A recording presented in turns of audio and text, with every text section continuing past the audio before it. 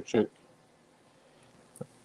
Hey there, guys and gals. This is BL Blankenship. I do a lot in comics. It's like on the lower tier of it for me to succeed. It's not going to take a whole lot, let me just tell you. But I'm a mover, I'm a shaker, I'm a thinker. People have commented on it through comics. Some bigger name people in private conversations and people that are just wanting to get their foot in the door. What I am is I'm organized and I go into things with a plan and with a strategy. Do you know who else I think has a plan despite all the naysayers? Look behind me. Marvel Comics. So a lot of things have been happening at Marvel Comics recently, as everyone's known. It's been talked about all across Disney, right? That they were going to go ahead and that they were going to be laying some people off. Some people were going to be retiring from there that had been with them for a while. All sorts of things going on. I really feel like some people's reactions to this, in my mind, I mean, that, I'm not saying that they don't know something that I don't know or whatever, such as Rob Liefeld, because he certainly has forgot more than I've ever known about comics. But they're celebrating the termination of Dan Buckley, who's been with Marvel Comics for uh, 30 years, I believe is what I had heard said. Brad Winderbaum will be going ahead and taking his place, but Dan will be there with Marvel to train him and everything. So let me talk to y'all. There's some people that their elevator never goes up. I think that it's awful, by the way, to be celebrating unless you've really got a good reason for it, and then you should bring that to the table and lay that out there and say that's why. Even though don't rejoice when bad things happen to somebody. That just sucks. Um, I pray for Dan and his family, and I hope that things go well with them. I'm also hoping that Brad Winderbaum it has a smooth transition into this part of Marvel. He's certainly been a part of them in cinema and so forth since Iron Man was made. So he's been on that end of it for a while. The studios, he'll then be in the entertainment, the comics part. So really, here's what I'm seeing, and this is what I'm thinking. Right, you have all these people that want the I think that people get clicks off of it. That anime is winning, manga is winning. I mean, Chainsaw Man and all this stuff, absolute domination. And one of the things that you see when you have manga, the book form, and then anime, the video, form, the streaming, the movies that you watch, is that you see that the adaptations are pretty much spot on. Yeah, there's some differences here and there, but they're pretty much spot on or extremely close. Now, I have some very strong feelings about this. If you're making adaptations to something that isn't really, really close to it, you suck. Um, that's counterproductive. It's not cool. I get that some things bend and twist or whatever in this way or that way. It should seem and feel like the same thing, right? Um, I'm not a fan about the fact that within Stephen King's that hey, let's set it in the 70s instead of the 1950s. And so then they've got movies, all the movies are great, books great, all that. And then they've got the Welcome to Derry series. So that's taking place, every 27 years. So it's like a jump back in time, right? But where they had shifted the time in the recent movie, that's what the TV show also does. So the timeline isn't the same. Why does that matter, Ben? Well, there's a number of reasons because different books tie in. You get some dude that like travels back in time to try and the Kennedy assassination and everything. And one of the places that he goes to is Derry, that his friend is there. And so there's all kinds of little nuances and things that you miss because Stephen King does interlock his books, right? Um, but no, you talk about anime, you talk about manga, and you talk about how there's an adaptation. I totally think that Brad Winderson or Winderbaum, when he is going to be coming into the Marvel Comics end of this. I think that the comics are going to be a lot more like the movies and streaming series, and the movies and the streaming series are going to be a lot more like the comics. And some of the rant, complaint, whatever speculation that people have is that, oh no, they're going to make some show that sucks, and then the people that like the comics, that they're not going to, that it's not going to fit and all. We don't know that. What we do know is that he will be more involved with the comic end. He will be seeing things from more of the comic end. He will be interacting with comic writers, with comic book editors, with comic book this, with comic book that. So if anything, you could say that there is a probability, it's possible, very possible, that he will have some of that, to draw from as well. So I mean, I think that that one hand is going to work with the other, and what have you. But no, you've got a lot of stuff like that. So I work as a professional graphic artist. I don't just write comics and do all kinds of things. I've been over magazines. It's the list is long and endless. If you want something done, you have me do it, and it gets done fast and good, essentially. But yeah, I work as a professional graphic artist and everything. So I'll be listening to some podcasts and whatnot. And I listen to a lot of people from all over the spectrum because I don't care what anybody else thinks. And I'm just not somebody that lives in like a little bubble. And if you do, I get the comfortability of that. But on another level, there's something wrong with it to some point. Anyway, so I was listening to this particular thing by a man that is accused of being a fence sitter because he feels like I do, and he's not like extremely over here, or extremely over there. Which again, whatever. His name is Perch. A lot of people know him. He knows a lot of comic people and all that. And he said that he was on a podcast with a number of different individuals, and one of them, I'm not going to just go on a big spiel about who and what when and what was said and all that, but some individuals were making some allegations, not just saying, hey, I don't like so and so's writing, but as to how this individual was as a person. And he's like, I've actually met that person, and they're very nice and get their work done, on time and swiftly. And I've talked to people in the industry and all that. And whoever was saying it clearly didn't have the insights that he had. And he said, I wasn't going to shred them or anything because you're kind of playing a character on a show. I think give it back to him. And I have with people, and none of the names that were mentioned was a Scott Snyder or a Gail Simone, but there's some people that think that they're going to bump their street cred by taking a shot at Gail over here and taking a shot at Scott over there. And it doesn't matter what they do. There's certain people that feel like they're wrong. But I'll tell you something from meeting Gail and from meeting Scott, and I've talked to them, wrote back and forth and all online. Super nice people, actual professionals, right? They've got more to do than to just squabble with this person or that person. They act the way that they should act. There's no shame in their game, y'all. And I wish a lot of other people. Do you know what part of being a professional is? Acting like a professional, people. And certainly Scott Snyder, who's up for many awards right now, by the way, from his Absolute Batman. He's written a lot of stuff. I had him sign like one of my Canary books and everything.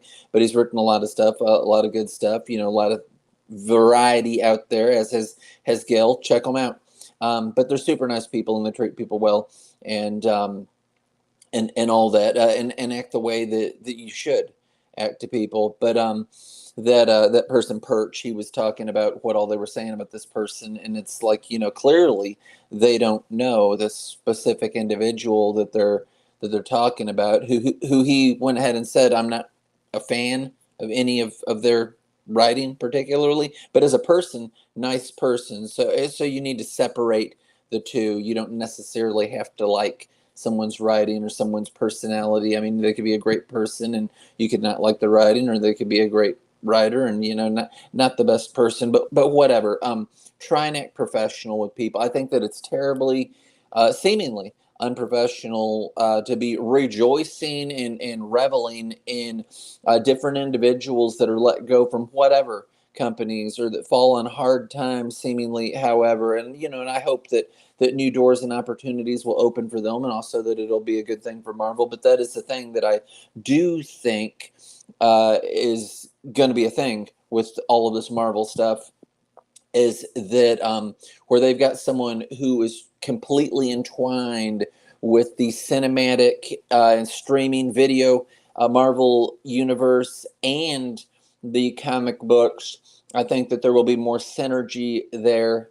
I get it. I get real concerns and real thoughts there, because if you read the comics, you want Punisher to be like he is in the comics, and if he's not that way in the show, which really there's been some variance and all depending on who's written it. I mean, there's back and forth about that. Is Garth Ennis' Punisher even the Punisher, and all that?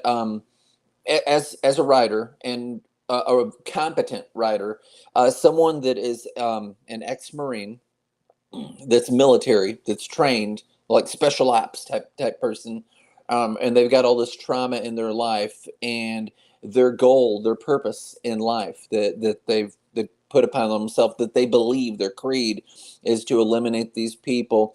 I will say, as a writer, under almost no circumstances, there would be some that would be to scare someone, to try and get information or whatever out of them. Would they go into a room or a building screaming bloody murder? I totally get that there's certain instances where those tactics would be viable. You'd be trying to unnerve or startle or whatever. It would be intentional. It'd be tactical. Otherwise, you'd seem pretty emotionless. You'd be like a dentist or like an accountant or whatever. You'd be really calm and just bang, bang, bang. But I mean, whatever. I think that some argument could be made for the screaming kind of thing. It's like if you're in a fight with people, and I don't know how many of y'all have actually been in real physical conflicts, but if you're in a fight with people, it would behoove you, for the person that you're fighting, to think that you are absolutely bat crap crazy, and that they just barely skimmed away with their life, or whatever, so they wouldn't mess with you. So it would be to your advantage psychologically. So I mean, I can see some screaming in some instances, but other things would be completely stealthy, and there's a lot to that, and it would depend on the story or what have you. But I have heard back and forth about all manner of things. I'm super jacked for Spider-Man Noir that's coming out on Amazon Prime. I like noir pulp type stuff anyway. The comic, I read the first comic that they put out recently, reprinted, and it was very nice. I'm probably just going to have to go ahead and get the trade. I went ahead and I had got the other stuff that they put out for Spider-Man Noir that was also quite recent. That what was it, a 5-part series? So yeah, I've been checking out the noir universe, that and Punisher. Those are the comics that I read, particularly from Marvel. If you know anything about like my writing and everything, that it skews towards horror. That I've written a lot of westerns. That I've written some theological stuff and all that. So like, if Marvel was going to hire me, totally, red band book, western book, even like a Nightcrawler thing, and he could like talk his churchy talk or whatever. I always loved him even as like a little kid. But yeah, so I mean, I have hopes that Marvel knows what they're doing, and they're in a transitional phase, and that happens with people, and not to go all like camera trained, Disney, professional, like the head honcho there did. But there really are hills and valleys to everything. There really, really are, and they're doing what they're doing, and I don't know that this transition is going to be bad, but we'll see. Um, Certainly, the audiences are different for the comics and for the movies and all that, but you kind of want to play to both. There's some kind of a medium, I guess, I suppose, in there. Absolutely, it should reflect more on the comic stuff. But then what you also have that could easily be said is that within comics, across the board, across the spectrum, You'll have somebody that will write something, and then some other writer will come in and they'll just retcon all of that. Talk about all of Ghost Rider's origins, for example. It's changed. It's changed multiple times. What is it, like 7, 10, 11, 1,000, whatever times. Well, it was Satan. Well, no, it was Mephisto. Well, no, this is a thing that God had going on since Noah's Ark. Well, no, I mean, it's just went all over the place to the point of nuts craziness. So I mean, if you want to talk about like continuity, there's not continuity in the comics because somebody else will pick it up and they'll do whatever. And yeah, you've had a little bit of that with the Punisher. You certainly, when you've got him putting like the demon thing on his chest or whatever. But you get that with a lot of characters and everything. So I mean, it's just finding what works, and it's either going to help things or hurt things. If everything goes in one direction, what they really need to look at is what Punisher makes money. What does the core audience for the Punisher want and do that? What does the core audience for Spider-Man want and do that?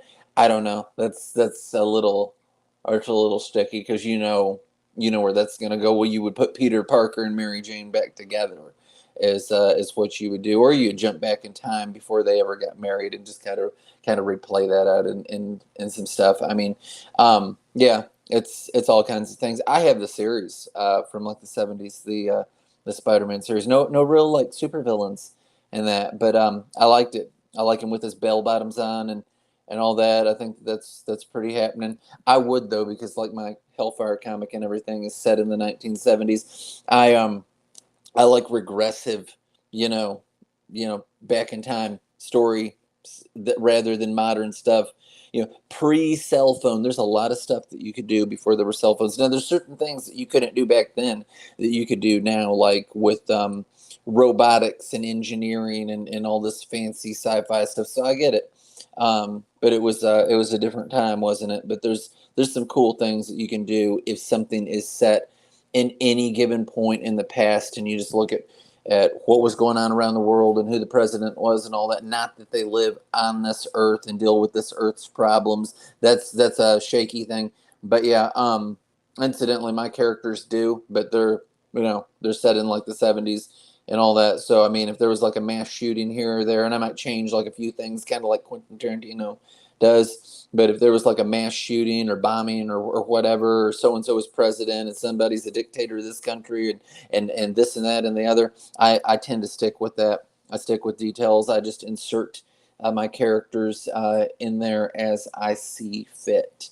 But yeah. Anyway, best wishes to all the folks that are newly working in positions at Marvel, for those who have been laid off that are looking for other jobs. Um, I'm doing what I can right now in comics. 2027 is going to be my big push for everything. My Hellfire series will be out. That's 6 books that we're talking about, like more maybe. But a lot of things are going to be contingent on how all of that goes. And what I mean by that is if I make enough money to finance the other ones, I will go ahead and do it. I'm not talking about like make money like other people make. I mean, if I make enough money to pay the artists and to print it, and I'm not going to see a dime up front, I would go ahead and do it just as a matter of principle, because that's the way that I am. Um, more activist minded than businessman minded, I guess. But whatever. I'm somebody that gets stuff done. If I say I'm going to do it, I'm going to do it. I'm not one of these big contract guys and all that. And I know it's like a whole nother world, right? I've written all these books. I've worked with two different people. Tried to work with two different people. Two different people. Not going to name them right now. Doesn't matter. They're totally nice and fine, and there's nothing wrong. But they both wanted contracts, and I was like, I just don't live that way, man. I'm just not in that world. When I say that I'm going to do something, I'm going to do something. In fact, the one had asked me to pay him half the money down and then half the money, like when he had finished like writing a short story and everything, a certain amount, I'd already paid him half the money down. So what do you have to worry about? It's just like, give me the money and I'll do it. And I would have gave him the money. I had another dude that was in an anthology for me. Both of these were anthology deals, by the way, is the way that they had worked.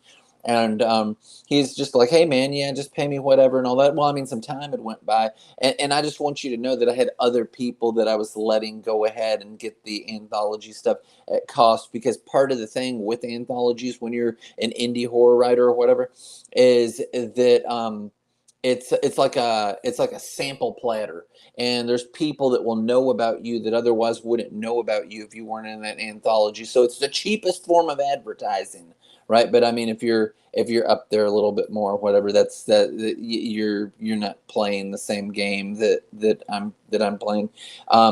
But yeah, so I had to take the book out of print, and I'll have to do a bunch of edits to put it back out and whatever. But just one dude. It was, what was it, like 14 people, I think, in all.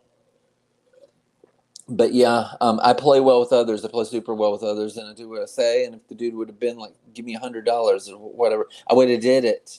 But he's just like, "Pull it." I'm like, "That's no problem," and I would keep him like apprised to what was going on, and because I got hassled around a few times, and I'd like send him like pictures of the emails and all that, so he knew that I was doing what I said that I was going to do. Even though if you really know like jack squat about me, that would never ever be a question, but he doesn't.